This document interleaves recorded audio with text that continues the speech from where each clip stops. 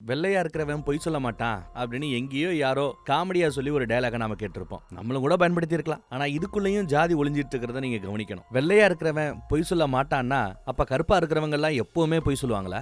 கருப்புனாலே கீழ் ஜாதி அப்படின்னு ஒரு கேட்டகரிக்குள்ள கொண்டு வந்துடுறாங்க. அப்ப கீழ் ஜாதிக்காரங்க எல்லாம் பொய் சொல்லுவாங்களா? வெள்ளையா இருக்கிற மேல் ஜாதி பொய் சொல்லாதா? இப்படி ஏகப்பட்ட கான்ட்ரவர்சியான கேள்விகள் இந்த ஒத்த காமெடி டயலாக்ல இருக்குது. இப்படியெல்லாம் நோண்டி நோண்டி உள்ள போய் பார்த்தா அப்ப மனுஷங்களால பேசக்கூட முடியாதே அப்படின்னு சில பேர் சொல்லலாம். இப்பெல்லாம் யாருப்பா ஜாதி பாக்குறா? இந்த டயலாக கூட அடிக்கடி நாம கேள்விப்பட்டிருப்போம். ஜாதி பார்க்காம இங்கேயும் ஒரு 5-6 பசங்க நல்லபடியா பழகுறாங்க, நண்பர்களா ஒன்னா ஒரே மனா ஒன்னா குளிக்கிறது, ஒன்னா சாப்பிடுறது, ஒன்னா இருக்கிறதுன்னு எல்லாமே ஒன்னா பண்றாங்க. கேரளால சரக்கு அடிச்சுட்டு ஏதோ கேம் விளையாட போறாங்க. ஒரு ஓப்பனான மனநிலைமையில, நியூட்ரலான நடுநிலையான மனநிலையில இந்த படத்தை பார்க்கணும் அப்படின்னு கேட்டுக்கிறேன். எனக்கே இந்த படம் ரொம்ப டெட் ஸ்லோவா போறாப்புல தெரிஞ்சது. யாரோ ஒருத்தர் கமெண்ட்ல விடாம இந்த படத்தை பேச சொல்லி கேட்டுக்கிட்டே இருந்தார். வேண்டா வெறுப்பாதான் இந்த படத்தை நான் ஓட்டி பார்த்தேன். அதனால கிளைமேக்ஸை தவிர பேலன்ஸ் எல்லாம் அறகுறையாத்தான் நான் சொல்லுவேன். முன்னாடியே சொல்லிடுறேன். ஏதோ சூப்பரா ரசிச்சு பார்த்து அப்படியே நான் பேசுறாப்புல எல்லாம் போய் சொல்ல விரும்பல. கொஞ்சம் ஓட்டி தான் பார்த்தேன். படம் அப்படியே ரொம்ப ஸ்லோவா போகும், நிமிஷ கணக்கா அப்படியே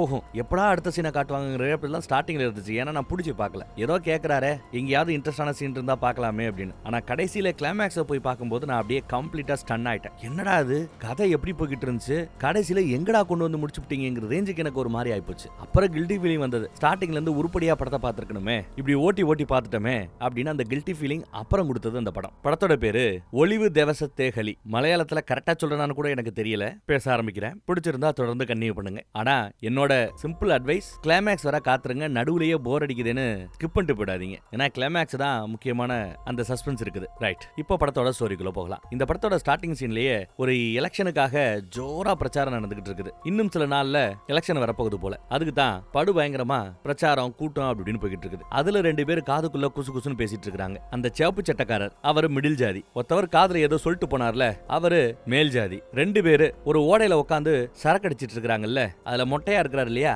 அவரு கம்யூனிஸ்ட், புரட்சிகரமான சிந்தனைகளை பத்தி பேசக்கூடிய ஒருத்தர், அவரும் மிடில் ஜாதி. அப்புறம் பக்கத்திலேயே ஒருத்தர் கட்டம் போட்ட சட்டை உட்காந்துட்டு இருக்கிறா பாத்தீங்களா கருப்பா, அவரை கீழ் ஜாதிக்காரர்னு சொல்றாங்க. இவங்க 2 பேர் சரக்கடிக்க பின்னாடியே மேல் ஜாதியும் மிடில் ஜாதியும் வருது. இவங்க யாருக்குமே நானு கேரக்டரோட பேரை அடையாளப்படுத்தி நம்ம சொல்லுவோம்ல, அந்த மாதிரி எல்லாம் கேரக்டரோட பேர் வைக்கல, அடையாளப்படுத்தியும் பேர் வைக்கல. எல்லா பேரையும் அவர்களோட ஜாதியை வச்சே தான் கூப்பிடுறோம். ஆனா படத்துல எந்த இடத்துலயுமே இவர் இன்னார் ஜாதி அப்படி எல்லாம் சொல்லல. அவங்களோட பேரை வச்சு, அவங்க பேசுற டயலாக் வச்சு இவங்க எல்லாம் இந்த கேட்டகரி அப்படிங்கறத நம்மளால புரிஞ்சுக்க முடியும். ஓபனா டைரக்டர் சொல்லல, நம்மளால புரிஞ்சுக்க முடியும். அடுத்து அங்க ஒரு கார் நிக்குது. எல்லா பேரும் கூப்பிடுறாங்க. இவர் யாரு அப்படின்னு பார்த்தா அங்க பூனல் போட்ட ஒரு நம்பூதிரி இவர். அப்ப இருக்கிற கேட்டகரியிலேயே இவர் தான் மேல அப்படின்னு நினைக்கிறார். அவரையும் சரக்கு போட சொல்லி கூப்பிடுவாங்க, கம்பல் பண்ணுவாங்க. மேல் ஜாதிக்காரர் பணக்காரரும் கூட, வெளிநாட்டுல வேலை பார்த்துட்டு வந்தவரும் கூட. சரக்கு ஊத்தி கொடுக்க நம்பூதிரி கப்புன்னு சரக்கு அடிக்கிறார். அதை கூட அந்த பக்கத்துல திரும்பிக்கிட்டு யாரும் பார்க்காத மாதிரி தான் அடிப்பாராம். நாங்கெல்லாம் அடிக்கவே கூடாது, இருந்தாலும் நீங்க கம்பல் பண்றீங்கன்னு அடிக்கிறீங்கிற அடிச்சிட்டு இருக்கிறார். தப்பு பண்ணா கூட யாருக்கும் தெரியாம தப்பு பண்ணுவாயா இவன் நம்ம நம்பூதிரி அப்படிங்கிறாரு மேல் ஜாதி. அப்புறம் சரக்கு ரொம்ப மட்டமான சரக்கா இருக்குது,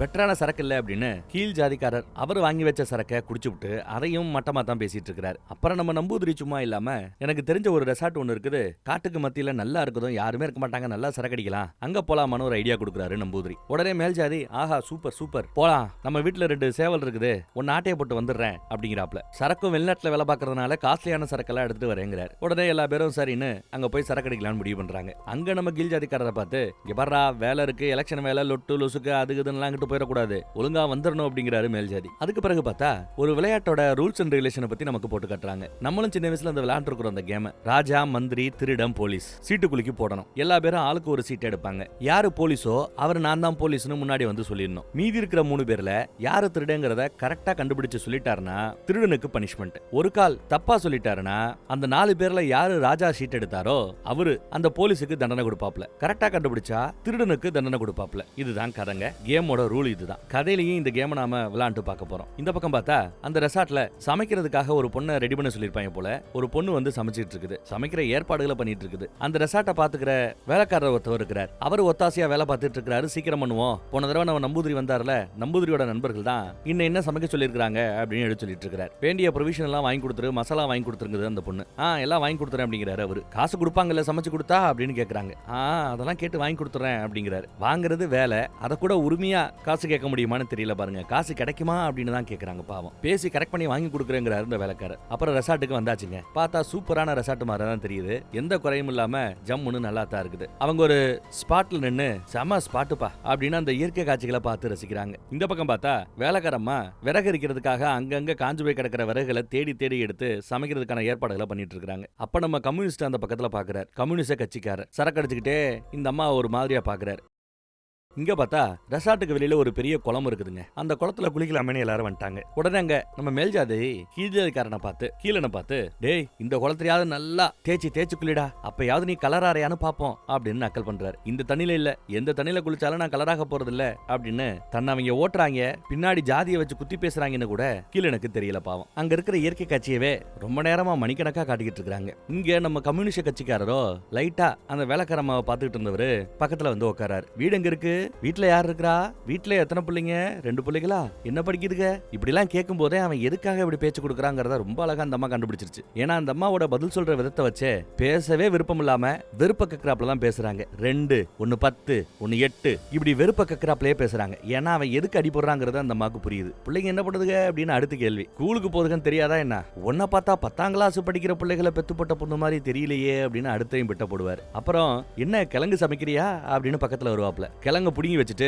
நீங்க போங்க, சமைக்கிற வேலையை நாங்க பாக்குறோம் போங்க அப்படின்னு வெறுப்ப கட்டுறா. அவரும் புரிஞ்சுக்கிட்டு நாசுக்கா விதைக்கிறார். இந்த பக்கம் பார்த்தா எல்லா குளிச்சிட்டு இருக்கும்போது நம்ம ஆளு லேட்டா வருவான். சேவலை புடிச்சு வந்திருக்காங்கல்ல, அதை அடிக்கணும்னு பேசும்போது ஐயோ என்னாலலாம் கொல்ல முடியாது, டேய் தாசா வாடா வந்து சேவலை கொல்றான்னு கீழனை கூப்பிடுறாங்க. கீழன் பேரு தாசன். இரு எங்க போற, வா அப்படின்னு கீழனும் மேலனும் 2 பேரும் ஒன்னா வந்து நம்ம கம்யூனிஸ்ட் கட்சிக்காரரை அப்படியே தண்ணிக்குள்ள தூக்கி வீசுறாங்க. ஜாலியா விளாண்டு முடிச்சுட்டு அப்புறம் ஒரு வழியா ரெசார்ட் கிளம்பலாம், சரக்கடிக்கலான்னு கிளம்புறாங்க. போற வழியில பலாமரம் தொங்குது இல்ல, பலாமரத்துல பலாப்பழம் தொங்குதா, அதை எடுக்கணும்னு முடிவு பண்றாங்க. ஆனா மேல ஏறுறது யாரு, ரிஸ்க் எடுத்து அதை அறுத்து எடுத்துட்டு வர போறது யாரு, ஆப்ஷனே கேட்கல. எல்லா பேருமே சேர்ந்து கீழே தான் மேல ஏறணும், நாங்க உனக்கு கீழே இருந்து சப்போர்ட் பண்றோம்னு பேசுறாங்க. அப்புறம் எல்லா பேரும் சேர்ந்து கீழே மேல அனுப்பி பலாப்பழத்தை அறுக்கிறதுக்கு கத்தி எல்லாம் கொடுத்துட்டாங்க. சூப்பரா ஏறாண்டா, குரங்கு மாதிரி ஏறால அப்படிங்கிறாரு நம்பூதிரி. நக்கலை பாத்தீங்களா, பார்த்து கேர்ஃபுல்னு வேற கீழே இருந்து கொஞ்சம் சத்தமும் கேக்குது. மேல ஏறினதும் கத்தியால அந்த பலாப்பழத்தோட காம்பை நல்லா வெட்டினதும் போத்துன்னு கீழே விழுந்துருச்சு. உடனே இந்த வேலைக்காரன் நான் எடுத்து வச்சுக்கிறேன்னு எடுத்துக்கிறார். கத்திய சேஃபா வாங்கிடுறாங்க.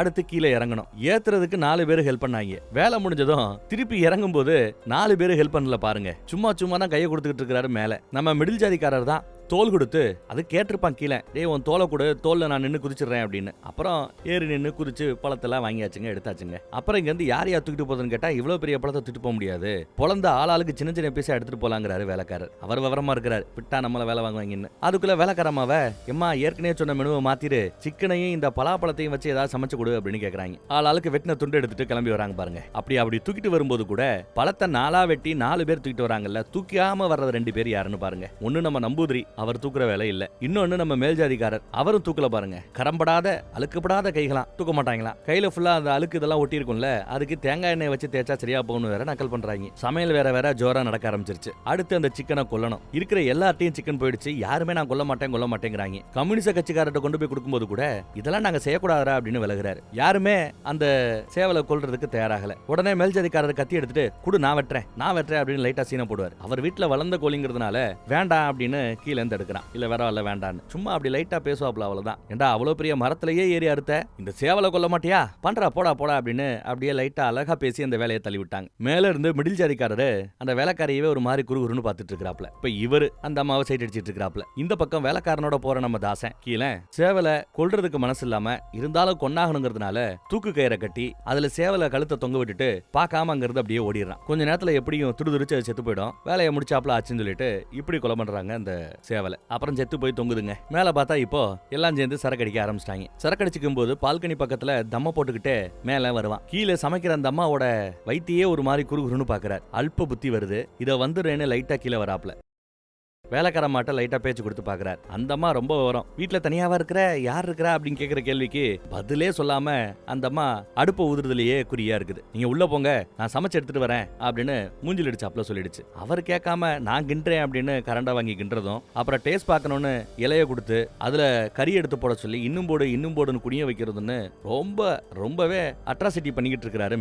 மேல எல்லா பேரும் சரக்கு அடிச்சு சரக்கே காலி ஆயிடுச்சான். எலெக்ஷனை பத்தி கேட்கணும், ரிசல்ட்டை பத்தி கேட்கணும்னு சொல்லிட்டு கீழே நியூஸ் சேனல்ல போட்டு விட்டுருக்காரு. கேக்குறாரு. இங்க மேல வந்துட்டாப்லங்க. வரும்போதே பாருங்களேன், கீதா வந்துட்டாடா அப்படின்னு கீதா சமைச்ச சிக்கனை கொண்டு வந்து கொடுக்குறாரு. ஆனா இதை எல்லா பேரும் கீதா கீதான் தான் பேசுறாங்க, சிக்கன் பேசல. கீதாவை நான் சாப்பிட போறேன், கீதாவை நான் டேஸ்ட் பார்க்க போறேன் அப்படின்னு எவ்வளவு நக்கலா பேசுறாங்கன்னு பாருங்க. இப்படி கீதான்னு பேர் சொல்லாம நாசுக்கா சாப்பிட்டுட்டு இருக்கிறது நம்ம கீழே மட்டும்தான். இந்த பக்கம் பார்த்தா நம்ம நம்பூதிரி யாருக்கோ போன போடுறாப்ல, சரியா சிக்னல் கிடைக்கலன்னு எங்கெங்க ஏறி பேசிட்டு இருக்கிறாருன்னு பாருங்க. தனக்கு சரக்கு வேணுமா, எலெக்ஷனை காரணம் காட்டி, தேர்தலை காரணம் காட்டி அங்கெல்லாம் சரக்கு விற்க கூடாதுன்னு தடை செய்யப்பட்டிருக்கிறது. எல்லாம் அங்க போய் ஓட்டு போட்டுட்டு இருக்காங்க நிறைய பேர் கீழே நின்னுக்கிட்டு. அந்த மாதிரி சூழலையும் என்ன நோன்னு சொல்லிடாத, எனக்கு சரக்கு வேணும்னு நம்பூதிரி கேட்கிறார். அந்த பக்கம் பேசுறவர் ஏற்பாடு பண்ணிடலாம்னு சொல்லிட்டார் போல தெரியுது. உடனே நம்பூதிரி பாருங்க ஒரு ஆளை கூட்டிட்டு போய் சரக்க எங்க வாங்கணும்லாம் பேசி பிளாக்க சரக்க வாங்கிட்டு கிளம்பவும் செய்யறாங்க. எல்லாம் லஞ்ச பணம் கொடுத்தா எல்லா இடத்துலயும் எல்லாம் கிடைக்குங்கிறத இந்த இடத்துல சொல்றாங்க. இந்த பக்கம் பார்த்தா வேலைக்கார சரக்கு அடிச்சதுல பயங்கரமா மட்டையாயிட்டார். வேலைக்காரமா சமைச்சு கொண்டு வந்து வச்சிருச்சுங்க. ஒரு லேடி இருக்குது, அவங்கள அனுப்பிச்சு வச்சுட்டு குடிப்பமே எல்லாம் இல்ல. உடனே எல்லாம் டேஸ்ட் பாக்குறாங்க, செய்யறாங்க. அந்த அம்மா அங்கேயே நின்னுகிட்டு இருக்குதுங்க. அவங்களா வாய திறந்து சம்பளம் கொடுங்க, நாங்க கிளம்பணும்னு கேட்கற வரைக்கும் நிக்க வச்சிட்டாங்க. உடனே நம்ம மேலே வந்துட்டு எவ்வளவு வேணும், 200 ரூபாவா, டேய் மிடில் குட்ராவும் பர்ஸ் அப்படின்னு மிடில் ஜாதிக்காரர்கிட்ட இருந்து பர்ஸை வாங்கி அதுல இருந்து 200 ரூபா எடுத்து இந்த அம்மாட்ட கொடுத்துட்டு, நீ கண்டிப்பா போணுமா அப்படின்னு ஒரு கேள்வியார் கேட்கிறார். இந்த அம்மா விசுக்குன்னு நோட்டை புடிங்கிட்டு விருட்டுன்னு கிளம்பிடுச்சு. அப்பையும் குறுகுறுன்னு பாத்துட்டு இருக்கிறார். எல்லா சரக்கடிச்சிட்டு இருக்கும்போது பால்கனியில போய் பாத்துக்கிட்டு இருந்த மேல இதோ வந்துடுறேன்னு கிளம்புறாப்லங்க. அந்த அம்மா ஒத்தையடி பாதை வழியா போய்கிட்டு இருக்கும்போது குறுக்கால வேகமா வந்தவரு டப்புன்னு அந்த அம்மாவை கட்டிப்பிடிக்க பாக்குறார். போலீர்னு ஒரு அற விட்டுரும். அற வாங்கின மேல சும்மா இருப்பானா, ஜாதி திமுறை காட்டுறதுக்காக மறுபடியும் அடிக்க ஓடியாரான் பாருங்க. பெட்டிக்குள்ள வச்சிருந்த அருவாவை எடுத்துப்பா அப்படி வீசுவேன் அப்படின்னு மிரட்டினதும் கப் சிப்புன்னு போயிட்டாப்ல. சுத்தி முத்தி பாக்குறாரு, யாரும் பார்க்கல இல்ல, மானம் போகல இல்லன்னு. அந்த அம்மா வெறுப்ப கக்கிட்டு அங்க இருந்து கிளம்பிடுச்சு. அதுக்குள்ள இங்க பார்த்தா கம்யூனிஸ்ட் கட்சிக்காரருக்கும் இங்க மிடில் ஜாதிக்காரருக்கும் நடுவுல ஏதோ ஒரு டாபிக் போய்கிட்டு இருக்கு. சரக்கடிச்சாலே ஏதாவது ஒன்ன பத்தி ஊர்கா மாதிரி பேசிட்டு இருக்கிறது வழக்கம் தானே. அதுல அவரு கம்யூனிஸ்ட் கட்சிக்காரர் என்ன சொல்றாருன்னா, இங்க பாரு, பொண்ணுங்களோட பர்மிஷன் இல்லாம பொண்ணுங்களை தொட்டா கூட அது பொண்டாட்டியா இருந்தாலுமே கற்பழிப்பு தான், இப்படி எல்லாம் அவர் பேசிட்டு இருக்கிறார். ஆனா மிடில் ஜாதிக்காரரோ சேச்சே அப்படிலாம் இல்லப்பா, இப்ப மட்டும் கீழே அந்த வேலைக்காரி எனக்கு சரிங்கிறாப்ல சமைக்க கொடுத்திருந்தா என்ன பண்ணிருப்பேன்னு தெரியும்லங்கிற ரேஞ்சுக்கு அவர் பேசிட்டு இருக்கிறார். என்ன பண்ணிருப்ப அப்படின்னு கேட்டா, ஆம்பளைனா யாருன்னு காட்டியிருப்பேன் அப்படின்னு தன் ஆண்மையின் சிறப்பை பத்தி பேசிக் கொண்டு இருக்கிறார். போது நிறுத்துடா, பொண்ணுங்களுக்கும் உணர்வு இருக்கு, மதிக்கணும் வைக்கணும்னு கம்யூனிஸ்ட் கட்சிக்காரர் பேசும்போது, உனக்கு அதெல்லாம் தெரியாது, ஆம்பளைங்க எப்பவும் மேலதான், பொம்பளைங்க எப்பயும் கீழே தான், நம்ம வெயிட்ட தாங்கித்தான் ஆகணும்னு நக்கலா பேசுறாரு. உடனே நம்ம கம்யூனிஸ்ட் கட்சிக்காரர் சும்மா இல்லாம, அப்போ உன் பொண்டாட்டியும் இந்த மாதிரி தான் நடத்துறியான்னு கேட்டதும் அவருக்கு கோவம் வந்துருதுங்க. ஏதோ ஒரு பொம்பளைய பத்தி பேசிட்டு இருந்தா என் பொண்டாட்டியை பத்தி ஏன்டா அப்படி பேசுறேன்னு அவர் கோவப்படுறார். இதுக்கு மத்தியில மேல வந்துட்டாங்க கம்யூனிஸ்ட் கட்சிக்காரர் ஏதோ ஆபீஸ்ல வேலை பார்க்கறது போல. ஆன் டைமுக்கெல்லாம் நீங்க எல்லாம் எந்த காலத்துல போயிருக்கீங்க, ஆனா உங்க அப்பா காலத்துல எல்லாம் ஆன் டைம்ல வேலைக்கு போயிருப்பாங்க தெரியும்ல. எமர்ஜென்சி வந்தது நல்லதா போச்சு, எமர்ஜென்சி டைம்ல தான் கவர்மெண்ட் ஜாப்ல இருந்தவங்க எல்லாம் உருப்படியா வேலைக்கு போனாங்க அப்படின்னு மேலன்னு சொல்லிடுவாருங்க. உடனே இவருக்கு கோவம் வந்துடும் கம்யூனிஸ்ட் கட்சிக்காரருக்கு. எமர்ஜென்சி பீரியட்ல நிறைய பேரை கைது பண்ணி ஜெயில போட்டு அடி நடிச்சாங்கல்ல, அந்த மாதிரி கம்யூனிஸ்ட் கட்சிக்காரரோட அப்பாவையும் அடிச்சிருக்காங்க. மூஞ்சி முகரெல்லாம் பேந்து போய் வீங்கி போய் எல்லாம் வெளியில வந்தாரா. அந்த கஷ்டமெல்லாம் உங்களுக்கு எங்கேயா தெரியும், வெளிநாட்டுல போய் ஜம்முன்னு உட்காந்து காசு பாக்குறவங்களுக்கு எப்படியா புரியும்னு பேசுவாப்ல. எல்லாம் சரக்குல போய்கிட்டு இருக்குது. ஒரு கட்டத்துல இந்த பேச்சு அடுத்தடுத்த லெவலுக்கு போய் வா நீன்னு போக சண்டை பெருசாகுதுன்னு நம்ம கீழே தடுக்க போறான். அவனை உட்கார வச்சிடறாங்க. அமைதியா பேசி முடிப்பாங்கன்னு பார்த்தா நிலைமை கையை மீறி போய்கிட்டு இருக்குது. அவரு ட்ரெஸ் எல்லாம் போட்டுட்டு கிளம்புறேன்னு கிளம்ப ஆரம்பிச்சிட்டார். வெளியில வேற ஜோரா மழை கொட்டிக்கிட்டு இருக்குது. அவமானப்படுத்தி பேசிட்டாப்ல. இதுக்கு மேல நாங்க இருக்க மாட்டேன்னு கம்யூனிஸ்ட் கட்சிக்காரர் ரோசை வந்து கிளம்ப போறார். கீழனும் மிடிலும் வந்து அவரை சமாதானப்படுத்த பார்த்தா எவ்வளவு சமாதானப்படுத்தவும் முடியலங்க. உட்காரா நீன்னு அங்கேயும் கம்யூனிஸ்ட் கட்சிக்காரரை அதிகாரம் பண்றதுக்கு தான் வர்றாரு மேல. உன் அதிகாரம் எல்லாம் இங்க வேலைக்காகாதுன்னு சொல்லிட்டு மறுபடியும் இவர் கிளம்ப போறார். மறுபடியும் நம்ம ஆட்கள் சமாதானம் பண்றாங்க, உட்கார வைக்க பாக்குறாங்க, முடியலங்க. ஒரு ஸ்டேஜ்ல கிளம்பியே போறாரு மலையில ஜோரா. பின்னாடியே மலையில நனைஞ்சாலும் பரவாயில்லன்னு கீழனும் மிடிலனும் போய் எவ்வளவோ சமாளிக்க பாக்குறாங்க, முடியலங்க. மேல நனைஞ்சுக்கிட்டே இன்னும் கொஞ்சம் வந்து அவன் போனா போட்டு விடு விடு அப்படின்னு கத்துனவரு அப்புறம் வா வான்னு கூப்பிட ஆரம்பிக்கிறார். இவரை ஒரு பக்கம் சமாதானப்படுத்தணும், அவரை ஒரு பக்கம் சமாதானப்படுத்தணும், மறுபடியும் சமாளிச்சு வந்தவரை இவரை ஏதோ பேசிட்டா மறுபடியும் கோவப்பட்டு போக மறுபடியும் அவரை கூட்டிட்டு வரேன்னு ஒரே ரணகலம் ஆயிடுது. இதுக்கு மத்தியில சரக்கோட நம்ம நம்பூதிரியும் வந்துட்டாரு. சரக்கு கிடைச்சிருச்சு, வாங்கியா குடிக்க போலான்னு சொன்னதும் எல்லாம் ஒத்துமையாயிட்டாங்க. கம்யூனிஸ்ட் கட்சிக்காரரையும் கொஞ்சம் சமாளிச்சிட்டாரு. யோ நம்பூதிரி, நீ கூப்பிடுறதுனால வர்றேன் அப்படின்னு இவர் ஒத்துக்கிறாப்ல. நம்பூதிரி மேலனையும் கம்யூனிஸ்ட் கட்சிக்காரரையும் கை கொடுத்து சமாதானப்படுத்திட்டு அவங்க கட்டி பிடிச்சு உருள ஆரம்பிக்கிறாங்க. அப்புறம் மறுபடியும் எல்லாம் மேல ஒன்னா வந்துட்டாங்க. நல்லா மலையில நனைஞ்சாங்கல்ல, தொடச்சு கிடச்சு எடுத்துட்டு எல்லாத்தையும் புளிஞ்சு போட்டுட்டு காய போட்டுட்டு மறுபடியும் சரக்கு அடிக்க உட்காந்துட்டாங்க. சரக்கு எடுத்து கையில கொடுக்க போறாரு. யாரு நம்ம கம்யூனிஸ்ட்காரர் கையில கொடுத்தா அவர் பேரு தர்மன். தர்மன் கூப்பிட்டா அவருக்கு பிடிக்காதான். தர்மன் முழு பேரா மன்னன்னு வருது பாருங்க பேர்ல. தர்மன்னு கூப்பிட்டாதான் வாங்குவேன்னு சொல்ல, சரிங்க மன்னா வாங்கிக்கங்கன்னு சரக்க கொடுத்ததான் அப்புறம் தான் வாங்கிக்கிறாப்ல. நியூஸ் கேட்கலாமே நம்ம கீழே நியூஸ் போட்டு விடுறான். எலெக்ஷன் ரிசல்ட் வரும், கவுண்டிங் பத்தி பேசுவாங்களேன்னு எதிர்பார்த்துட்டு இருக்கிறாப்ல. கம்யூனிஸ்ட் கட்சிக்காரரோ இப்ப வாங்கிட்டு வந்த சரக்கு ரொம்ப மட்டமா இருக்கு அப்படிங்கிறாப்ல. ஸ்மெல்லே பயங்கரமா இருக்குதான். கிடைச்சதே பெரிய விஷயம் குடிக்கிறான்னு குடிக்க ஆரம்பிச்சிட்டாங்க. இப்ப கட்சியை பத்தி அரசியலை பத்தி பேச ஆரம்பிக்கிறாங்க. ஜாதி கட்சிகள் எல்லாம் அதிகமாயிடுச்சுன்னு இப்ப டாபிக் போயிட்டு இருக்குது. கடந்த சுதந்திரம் வாங்கி கடந்த 70 வருஷத்துல ஆண்ட கட்சி எல்லாத்துலயுமே மேல உட்காந்துக்கிட்டு அதிகாரம் பண்ணவங்க எல்லாம் மேல் ஜாதிக்காரங்க தான். எங்க வழி எப்படி புரியும்னு பேசிட்டு இருக்கும்போதே டே கருப்பா அப்படி இப்படின்னு ஏதோ ஃப்ளோல பேசி விட்டுறாரு மேல. எப்ப பார்த்தாலும் கருப்பு கருப்புன்னு என்ன மட்டம் தறிக்கிட்டே இருக்கிறியான்னு கீழனுக்கு கோவம் வருது. கருப்பா இருந்தா தப்பு, குள்ளையா இருந்தா தப்பு, கம்யூனிஸ்ட் வந்த பிறகு கம்யூனிஸ்டத்தை நாங்க பேச ஆரம்பிச்சா அது கூட தப்பா அப்படின்னு சரக்கு ஊத்திக்கிட்டே பேசிட்டு இருக்காரு கீழே. சரி பேச்ச விடுங்கன்னு எல்லாரும் பேச்ச விட சொல்றாங்க. எப்பெல்லாம் நான் பேச ஆரம்பிக்கிறேனோ என்ன பேச விடாம மட்டம் தட்டுறதே மேலனுக்கு பொழப்பா போச்சுன்னு கீழே கோவப்பட்டு பேசிட்டு இருக்கான். இங்க நம்ம மிடில நாம எதுக்கு வந்திருக்கிறோம்? சரக்கடிச்சு கவலையா மறந்து என்ஜாய் பண்றதுக்கு தானே. அந்த வேலையை பார்ப்போம், வேற எதுவும் வேண்டாம், பேச வேண்டாம் அப்படின்ட்டாரு. பாட்டு பாட ஆரம்பிக்கிறாங்க. இருந்தாலும் நம்ம கீழனுக்கு மனசு கேட்கலங்க. ஒரு ஸ்டேஜ்ல சேர தள்ளி விட்டுட்டு ஏறி நிக்கிறான். எல்லாரும் பாட பேசிட்டு இருந்தாங்கல்ல, நம்மால பாட சொன்னதுனால நம்மால இப்போ ஒரு போயத்தை பாடுறார், பேசுறாரு. ஆக்சுவலா இது நம்மள ஆண்ட வெள்ளக்காரங்களோட சபையில ஒரு சைல்டு பேசின விஷயம். இங்கிலீஷ்ல இருந்தாலும் ரொம்ப ஈஸியா புரியும், ரொம்ப ஈஸியா புரியும், இலகுவாக புரியும். நான் பிறக்கும்போது நான் black. when I born I am black. நான் பிறக்கும்போது நான் கருப்பு. when I grow up I am black. நான் வளரும் போது என் நிறம் கருப்பு. when I in the sun, வெயில்ல நிக்கும் போதும் என் நிறம் கருப்பு. when I sick I am black. நான் நோய்வாய்ப்பட்டு கிடந்தாலும் என் நிறம் கருப்பு. எவ்வளவு அழகா தோற இங்கிலீஷ் பேசுறான் பாருங்க. when I die I am black. நான் செத்தா கூட என் நிறம் கருப்பு. but you, ஆனா நீங்க சுத்தி இருக்கிறவங்க 4 பேரையும் பார்த்தவர் கேக்குறார். when you are born you are pink. நீங்க பிறக்கும்போது உங்க நிறம் பிங்க் கலர்ல இருக்கும். நீங்க வளரும் போது ஒயிட்டா மாறுறீங்க. நீங்க நோய்வாய்ப்படும் போது நீல கலர்ல உங்க பாடி மாறுமா லைட்டா. அதே மாதிரி நீங்க சாகும்போது when you die you are brown. brown கலர்ல நீங்க நிறம் மாறுமா. இவ்வளவு நிறம் மாறுற நீங்களா என்ன பார்த்து கலர்டு அப்படின்னு எனக்கு சொல்றீங்க? நிறம் மாறுறது நீங்களா நானா அப்படின்னு கேட்பாப்ல. சிரிச்சுக்கிட்டே பதில் சொல்ல முடியாம அவமானப்பட்டு வெளியில போறது நம்ம தர்மண்ணன் மேலந்தான். பின்னாடியே கம்யூனிஸ்ட் கட்சிக்காரர் போறார். அடுத்து நம்பூதிரி போறார். அப்புறம் நம்ம மிடில அவரும் போயிடுறாப்ல. வேலைக்காரரு சரக்கு அடிச்சுட்டு ஃபுல்லா மட்டையாயிட்டார். இங்க பாருங்க, இவன் கீழ் ஜாதிக்காரன், அதுலயும் இங்கிலீஷ் பேசுறான், அதுலயும் நம்மள அவமானப்படுத்துற விதத்துல பேசுறான் அப்படின்றதுல எவ்வளவு விஷயம் சொல்லியிருக்கான். அப்புறம் படிச்சிருக்கிறாப்ல, இங்கிலீஷ் பேசுறவங்களுக்கு படிச்சிருக்கிறாப்ல, புரட்சிகரமா பேசுறாப்ல, புரட்சிகரமான கவிதைகளை படிச்சிருக்கிறாப்ல. இவரை பாராட்டுறதை விட்டுவிட்டு எல்லா பேரும் மண்டை காஞ்சு போய் பால்கனி பக்கம் நிக்கிறாங்க. இவர் பேசுனதுல எந்த தப்பும் இல்ல, ஆனாலும் அவர் வெளியில வந்து கூட குறைய பேசியிருந்தா மன்னிச்சுக்கங்கப்பான்னு கீழே வந்து தான் சாரி சொல்றான். சாரி கேட்டு மன்னிப்பு கேட்டது பிறகுதான் அவங்க அதெல்லாம் ஃப்ரீயா ஓடு ஒண்ணுமில்லன்னு பேசி பழக ஆரம்பிக்கிறாங்க. அங்க வச்சுதான் நம்ம மிடில் ஒரு ஐடியா கொடுக்குறான். நாம ஏன் ஒரு கேம் விளையாடக்கூடாது அப்படின்னு. என்ன கேம் அப்படின்னு மேல விசாரிப்பான். பேப்பர்ல போலீஸ், திருடன், மந்திரி, மன்னர் அப்படின்னு எழுதி 4 சீட்டை குலுக்கி போடுவோம். ஒவ்வொருத்தவங்க எடுப்பாங்க. போலீஸ்காரர் முன் வந்து நான் தான் போலீஸ்னு சொல்லணும். கரெக்டா திருடனை கண்டுபிடிச்சா திருடனுக்கு ஒரு 5 சவுக்கடி கொடுப்போம். கரெக்டா கண்டுபிடிக்கலன்னா போலீஸுக்கு 5 சவுக்கடி கொடுப்போம். இப்படி பேசுறாங்க. ஆனா இந்த கேம்ல ஆடுறதுக்கு மொத்தம் 4 பேர் வேணும். நாம 5 பேர் இருக்கிறோமே அப்படின்னு பேசும்போது புதுசா நீதிபதினு ஒரு ரோலை கொண்டு வருவோம். 5வது ஆள நீதிபதியா உட்கார வைக்கலாம். அவர் பேரை சீட்ல எல்லாம் எழுதி போடணும்னு அவசியம் இல்ல. யாரா உட்கார வைக்கலாம் அப்படின்னு சொல்லும்போது நம்ம நம்பூதிரி அவர் போட்டிருக்கிற அந்த பூணல தடவி காட்டுறார். நான் தான் இதுக்கு சரியான ஆளா இருப்பேன், நானே நீதிபதியா இருக்கிறேன்னு. ஒருத்தரும் மறுப்பு தெரிவிக்கலையே. சோ நீதிபதி அப்படின்னு முடிவாகி போச்சு. காரணம் அவர் நம்பூதிரிங்கிற ஒரே காரணம் தான். அதே மாதிரி தீர்ப்பு சொல்ற பொறுப்பு நீதிபதியோடது, தண்டனையை நிறைவேற்ற பொறுப்பு யாரு மன்னரா வராங்களோ மன்னரோடது அப்படின்னு பேசி முடிச்சாங்க. ஒரு கொம்ப கூட ரெடி பண்ணி எடுத்துட்டு வந்துட்டாங்க. சீட்ல எழுதி நீதிபதி தான் எழுதுறாரு, எழுதி கீழே போட்டாச்சுங்க. ஆளாளுக்கு ஒரு சீட்டு எடுக்கணும். சரின்னு ஒவ்வொருத்தனா போய் சீட்டு எடுக்கிறாங்க. அதுல கூட பாருங்க, முதல் சீட்டு நான் தான் எடுப்பேன்னு மேல தான் ஃபர்ஸ்ட் சீட் எடுக்கிறான், அடுத்து கீழே எடுக்கிறான், அப்புறம் மீதி ஆட்கள் எடுக்கிறாங்க. எடுத்தாச்சுங்க. எடுத்து படிச்சு பார்த்துட்டு போலீஸுக்கு தானா முன் வந்து போலீஸ் சொல்லணும். யாரையா போலீஸ்னு பார்த்தா நம்ம மிடில் தான் போலீஸ் போல. நீதிபதிட்ட போய் பேப்பரை காட்டுறான். எஸ் போலீஸ்னு போட்டிருக்கு. எங்க திருடனா கண்டுபிடி பாப்போம் அப்படிங்கிறார் நீதிபதி. சுத்தி முத்தியும் பார்த்துட்டு நம்ம மேலந்தான் திருடனா இருக்கும் அப்படிங்கிறாப்ல. ஆனா தப்பா கண்டுபிடிச்சிருக்கிறாரு. ஏன்னா மேல அவரோட சீட்டை காட்டும் போது அதுல மன்னர்னு போட்டிருக்குதுங்க. அப்ப தப்பா சொல்லிட்டான். அவனுக்கு 5 சவுக்கடி கொடுக்கணும். தண்டனையை நிறைவேற்ற போறது யாரு? நம்ம மன்னர் தான். சோ மன்னர் கொம்பெடுத்துக்கிட்டாரு. கம்யூனிஸ்ட் கட்சிக்காரரை பிடிச்சுக்கிட்டாரு. அடிக்க போனா அடிக்காதீங்கன்னு அழுகுறான். வேணா ஒண்ணு பண்ணிக்கலாமா? 5 சவுக்கடிக்கு பதிலா நான் ஒரு 500 ரூபாய் லஞ்சம் கொடுக்கறேனே அப்படின்னு டீல் பேசுறான். நீதிபதி ஐயா நீங்க காதை முடிக்கீங்கன்னு சொல்லி டீல் பேசுறாங்க. உடனே அவரு சரி ஓகே நல்ல டீலிங்கா இருக்குது. நீதிபதி 500 ரூபாய் கொடுக்குறாரா, ஆளுக்கு பாதி ஷேர் பண்ணிப்போம். என்ன சொல்றீங்கன்னு கேட்டதும் நீதிபதி சரின்னு ஒத்துக்கிறாருங்க. உடனே 500 ரூபாய் லஞ்சம் கொடுத்தத லஞ்சத்தை வாங்கி இடுப்புல சொருகிட்டு மிடில் ஜாதிக்காரருக்கு தண்டனை கொடுக்கப்படவில்லை. ரைட். இப்ப மீதி இருக்கிற 2 பேர்ல திருட யாருங்கிறத மிடில் ஜாதிக்காரரை கண்டுபிடிச்சு சொல்லணும். நம்ம கம்யூனிஸ்ட் கட்சிக்காரரை பார்த்துட்டு நீ தான் திருடன் அப்படின்றாப்ல. அவரும் கேட்க சிரிக்கிறாரு. இரடான் போய் பார்த்தா மந்திரின்னு போட்டிருக்குதுங்க. இதையும் தப்பா சொல்லிட்டாப்ல.